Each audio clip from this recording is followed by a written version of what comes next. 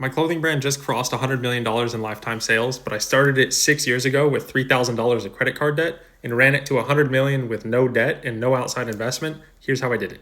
For some proof, this is May of 2023. We launched in early 2020, which gave us a huge boost because everyone had stimmy checks and they were sitting on their phones so they could buy anything that we launched.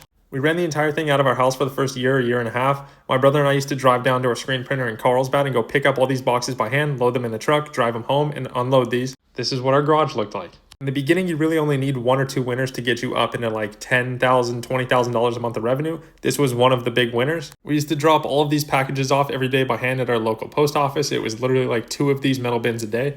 We quickly outgrew our garage. This was our first warehouse, and this thing felt huge at the time. It was like $4,000 a month. We kept making new designs, new products, shorts, hoodies, things like that. Got into our second warehouse.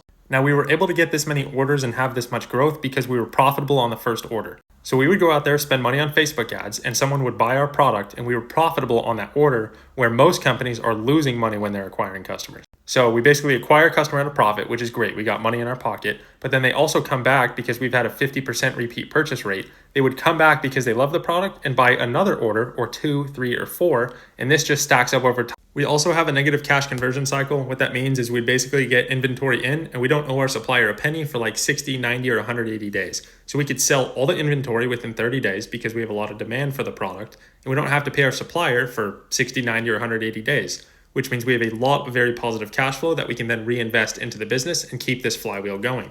If you do everything right, you will eventually get to the level where you can buy a Ferrari, a Porsche, a Lambo, or whatever it is, but you've probably been able to afford one of these for a very long time by then. But you absolutely will not get here unless you solve a problem for your customer, make an excellent product, and continuously reinvest into your company over and over by building a better team, better product, and better business overall, and just taking that profit that you're making and constantly reinvesting it to make yourself better and your company better.